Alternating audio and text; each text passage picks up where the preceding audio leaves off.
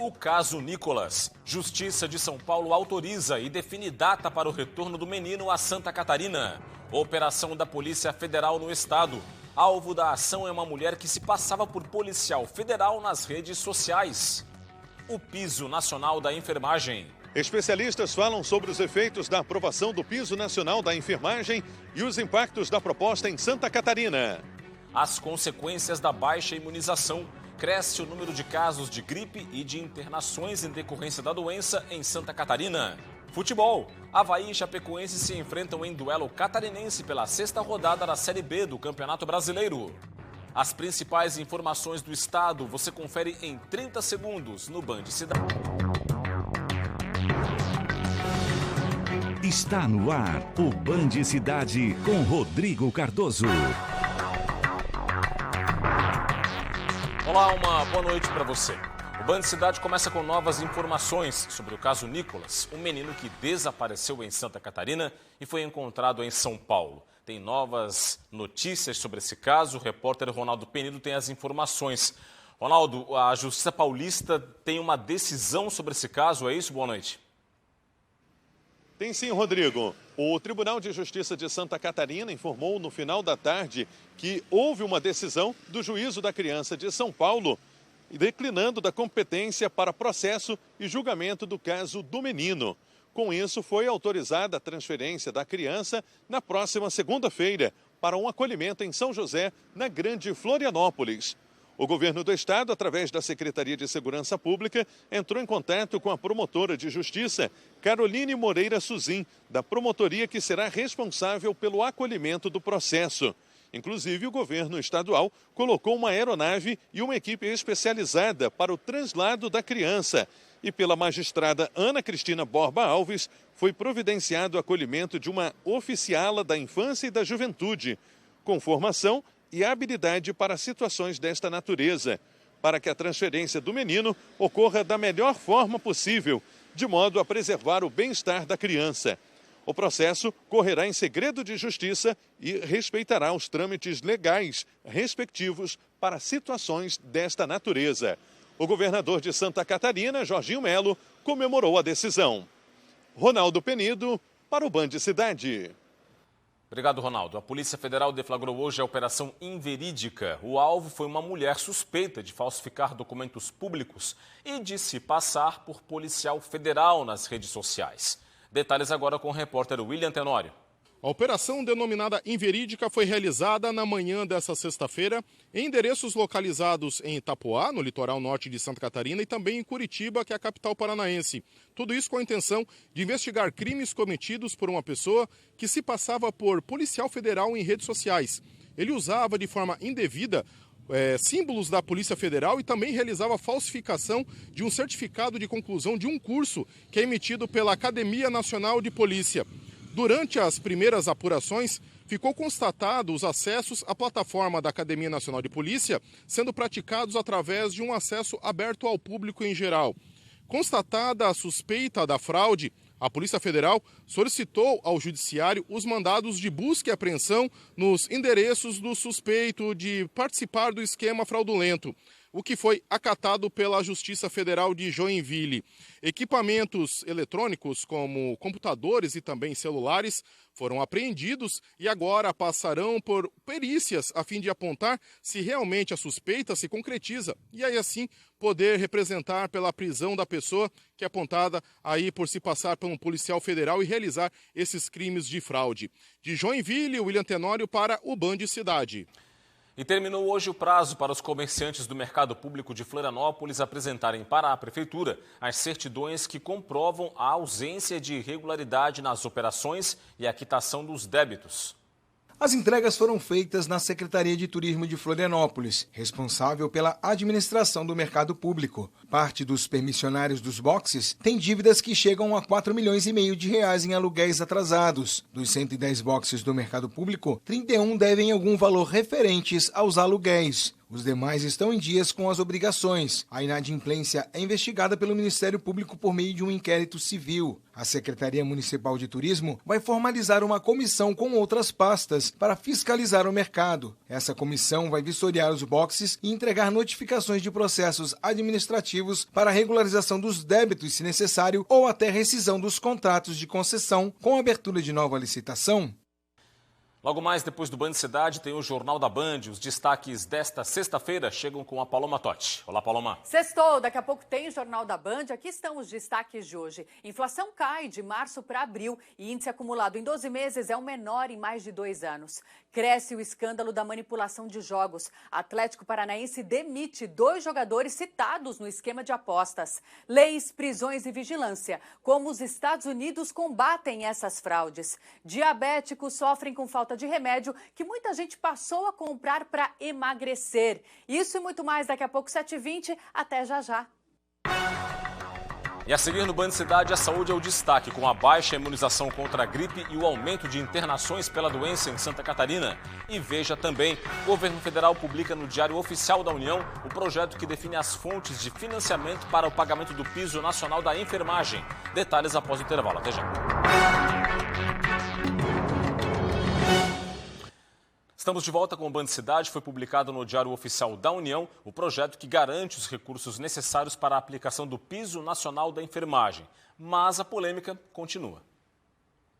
O projeto aprovado e publicado no Diário Oficial da União destina os recursos do orçamento da Seguridade Social da União para o Ministério da Saúde. O crédito de 7 bilhões e 300 milhões de reais garante o pagamento do piso nacional da enfermagem para hospitais públicos e para unidades filantrópicas e privadas, que atendam pelo menos 60% dos pacientes pelo SUS. De acordo com o projeto, o piso nacional da enfermagem passa a ser de R$ 4.750 para enfermeiros, R$ 3.325 para técnicos de enfermagem e R$ 2.375 para auxiliares e parteiras.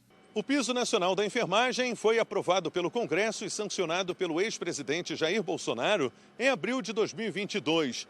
No entanto, o projeto de lei foi derrubado pelo Supremo Tribunal Federal após um parecer do relator, ministro Luiz Roberto Barroso, que deferiu a ação de inconstitucionalidade movida pela Confederação Nacional de Saúde, que alega que a medida traria impactos como a redução de leitos e demissão em massa. Em Santa Catarina, estima-se que os impactos com o projeto de lei seria na casa de R$ 400 milhões por ano. Entidades que representam a categoria comemoraram a decisão. Esperamos que isso seja feito em breve. É uma questão de honra, né?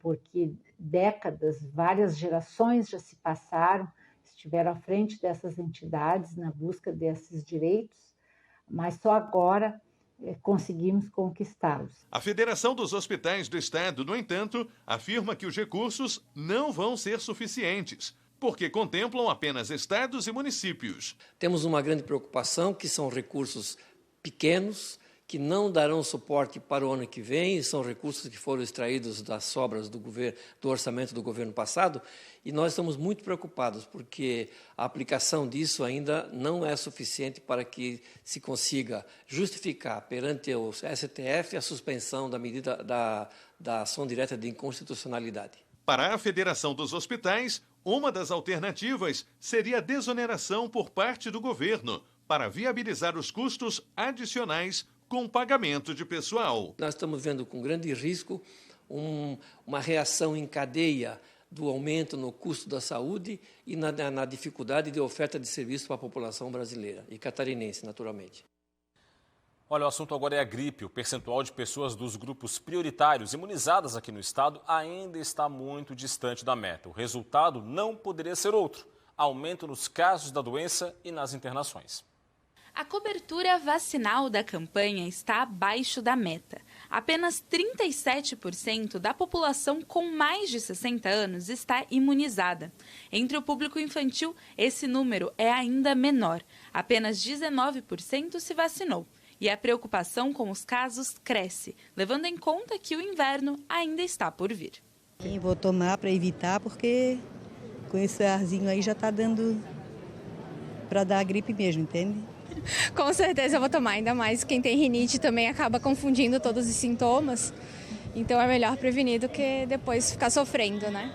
E a gente não teve dificuldade nenhuma, problema nenhum, e a gente procurou tomar todas as vacinas, tá? E a gente, graças a Deus, tá bem. Só neste ano, Santa Catarina já registrou 245 casos de síndrome respiratória aguda grave. Isso é um aumento de 56% em relação ao mesmo período do ano passado. Além disso, já foram registrados 12 óbitos só neste ano em decorrência da doença aqui no estado.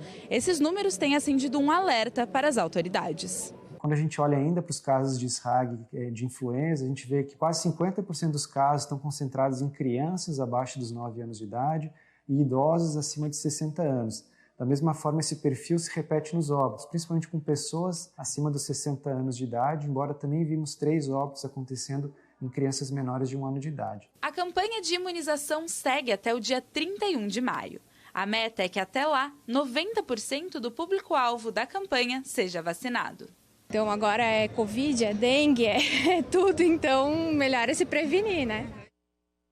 E hoje o governo do estado liberou a imunização contra a gripe para toda a população catarinense acima de 6 meses de idade. Com isso, não é mais necessário estar em um dos grupos prioritários para ter acesso à vacina.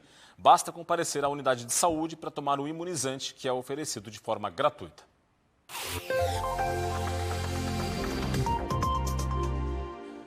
Fim de semana vai ter influência da massa de ar frio e seco que tem atuado ao longo de toda a semana aqui no sul do país. No sábado, entre as regiões do meio-oeste e do sul de Santa Catarina, vai ter um pouco mais de nebulosidade no início do dia. Ao longo de todo o sábado, aí sim o sol predomina em todas as regiões do estado. As temperaturas vão estar mais baixas ao amanhecer, com chance de geada nas áreas mais altas do Planalto Sul, e aí sobem ao longo do dia. Em Florianópolis, mínima de 14, máxima de 23 graus. Em Joinville, variação entre 14 e 25. Em Blumenau, variação entre 10 e 22 graus. Página 2 agora. Criciúma, mínima de 11, máxima de 23. Urupema, 1 grau de mínima e 14 de máxima. E em Chapecó, mínima de 7 e máxima de 21. O domingo também vai ser de sol em Santa Catarina. A aproximação de uma frente fria de fraca intensidade na faixa litorânea aumenta um pouco a quantidade de nuvens à tarde e à noite na faixa leste do estado. O comportamento das temperaturas esse não se altera em relação ao sábado. Mais baixas começando amanhã, com chance de geada nas áreas mais altas da serra e mais elevadas ao longo do dia. Na capital, 14 de mínima e 25 graus de máxima. Em Jaraguá do Sul, variação entre 16 e 25. Em Itajaí, mínima de 15 e máxima de 24 graus. Virando para a página 2, Araranguá, sul catarinense, mínima de 10 e máxima de 21 graus. Em Lages, variação entre 6 e 18. E em Xanxerê, mínima de 6 e máxima de 21 graus. A seguir, as informações do esporte. Destaque para as rodadas das séries B e C do Campeonato Brasileiro com times catarinenses em campo. Detalhes daqui a pouco, depois do intervalo. Continue com a gente.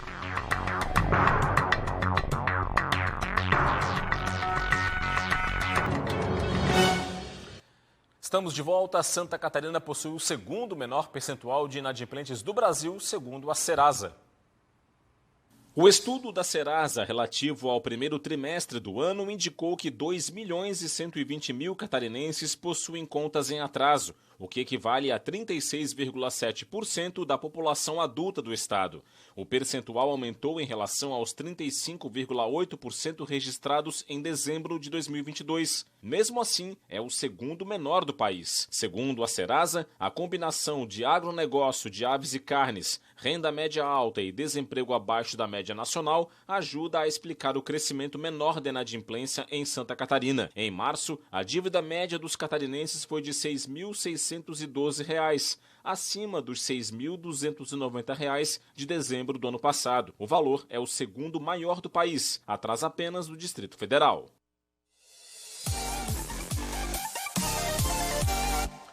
Série B do Campeonato Brasileiro começou hoje a 6ª rodada da competição. O vice-líder Criciúma está em campo neste momento fora de casa contra o Vila Nova, no estádio Onésio Alvarenga, em Goiânia. O jogo começou às 7 horas da noite, está no primeiro tempo, placar fechado 0-0. Também hoje, às 9h30 da noite, tem duelo de catarinenses na ressacada aqui na capital. O Avaí recebe a Chapecoense. Será mais um duelo do Avaí sob o comando do técnico interino Marquinhos Santos na Série B. Pelo menos na última partida, deu boa para o Leão da Ilha, que venceu o Tombense por 1-0 fora de casa. Na segundona, o time da capital está na 10ª colocação com 6 pontos conquistados. Tem 2 vitórias e 3 derrotas em 5 jogos. Para este confronto, Vitinho não estará à disposição porque recebeu um cartão vermelho contra o Tombense e cumpre suspensão automática nesta rodada. Na noite desta sexta-feira, a missão da equipe azurra é garantir 3 pontos diante da torcida havaiana para tentar se aproximar do G4. A Chapecoense vem de um empate contra o Novo Horizontino na Arena Condá. A campanha do Verdão do Oeste é semelhante à do rival desta noite. O time comandado pelo técnico Argel Fuchs está na 11ª colocação, também com 6 pontos. Em 5 rodadas, apenas 1 vitória, 2 empates e 2 derrotas. Para o jogaço de logo mais, a Chape tem um tempero a mais. Esta é a semana de aniversário de 50 anos do clube e a meta é presentear a torcida com vitória. Na Série C, o Figueirense joga no Sergipe contra o Confiança neste sábado às 4h30 da tarde. O departamento de futebol do Figueirense está on. O Furacão anunciou mais um jogador para a temporada. Léo Baiano foi apresentado oficialmente no Figueira. O volante já parece se sentir em casa e já está com um objetivo bem traçado e em sintonia com o elenco alvinegro. Mas o torcedor ainda vai ter que esperar um pouco para ver a estreia em campo do novo volante. Eu acredito que no sábado ainda não, mas na próxima semana já vou estar preparado para poder ajudar o Figueirense da melhor maneira possível. Léo Baiano não entra em campo no sábado, mas vai ter Figueira. Pela 3ª rodada, o Furacão do Estreito vai encarar o Confiança. Nessa rodada, o alvinegro quer fazer o que já não faz há 8 meses, que é vencer fora de casa. A última vitória como visitante foi ainda no ano passado, em outubro, quando venceu o Joinville pela Copa Santa Catarina. Nessa temporada, foram 7 jogos longe do Orlando Scarpelli, 3 empates e 4 derrotas. E são esses números que o elenco quer mudar.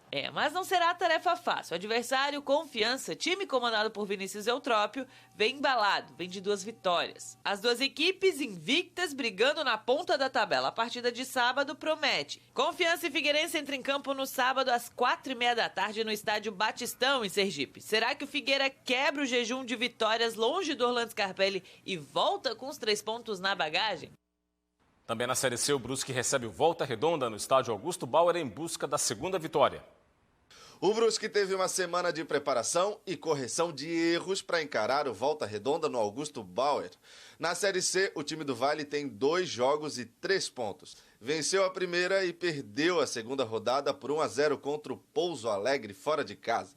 O adversário do Bruscão ainda não venceu na terceirona. Para a próxima partida do quadricolor, o treinador Luizinho Lopes vai ter novamente à disposição o atacante experiente Cléo Silva, que estava afastado por lesão e poderá reforçar o elenco para este confronto. Brusque e Volta Redonda se enfrentam neste domingo às 7h da noite no estádio Augusto Bauer. Cobertura do futebol completa segunda-feira, 12h30 no Jogo Aberto SC. Em Dona Ema, no Alto Vale, uma família tem baixado os custos da produção de leite por meio da pastagem. O bom desempenho fez a propriedade se tornar referência. Na localidade de Caminho do Posto, em Dona Ema, a família Nitschulze cria gado leiteiro há mais de 40 anos. Eles têm 63 animais das raças Jersey e Montbéliard. A atividade está na 3ª geração e, por conta de um investimento feito em pastagem, a propriedade de 36 hectares se tornou uma unidade de referência tecnológica da EPAGRE em pastagens perenes de verão. É que o pasto comum foi substituído por missioneira gigante há cerca de 3 anos. O processo de mudança levou em conta a topografia e o tipo de solo. A área foi dividida em cerca de 40 piquetes, cada um para 40 vacas, e o novo sistema facilitou bastante a lida diária da família, que no começo estava com um certo receio de fazer a troca de pastagem. A lida é bem mais fácil, que a gente não precisa buscar tanto trato para as vacas, que elas vêm buscar o trato no piquete, né? Os números comprovam que valeu a pena o investimento. De 2020 para 2022, o leite comercializado por mês passou de 10.159 litros para 13.184. No mesmo período, a produtividade diária por animal passou de 11,5 litros para 13,5 litros. Quando que eu comecei a cuidar dos números e fazer todo o acompanhamento do manejo do dia a dia, daí teve um grande avanço daí. A gente já conseguiu descobrir quais são as vacas que melhor produz, que menos produz. Outra vantagem é a facilidade no manejo da missioneira gigante. Essa passagem em si, ela praticamente não precisa de roçada, né? O que é feito aqui é 2 vezes por ano, no mínimo, uma adubação química, né? No verão e no outono. E eles usam também esterco líquido. O revezamento do rebanho em piquetes também ajuda a manter o pasto em boas condições e o gado bem nutrido. A família também implantou aqui uma área de pastagem de gigs, no mesmo sistema de piquetes. Essa gramínea, ela tem um teor de proteína maior que a missioneira, só que não é tão rústica e exige um pouco mais de cuidado do produtor quanto ao manejo e a fertilidade do solo. Todo o investimento em melhorias na pastagem tem ajudado a baixar os custos da produção de leite e a tornar mais prático o trabalho do criador. É mais fácil, porque se você hoje não quer buscar o trato, como diz assim a selagem, você pode botar ele no piquete, deixar o dia todo e à noite você ganha. Então você não trabalha para as vacas trabalham para você. E é isso, ficamos por aqui. Vem aí o Jornal da Band. Para você, um forte abraço. Muito obrigado pela audiência ao longo de toda a semana. Bom fim de semana e até segunda. Tchau, tchau.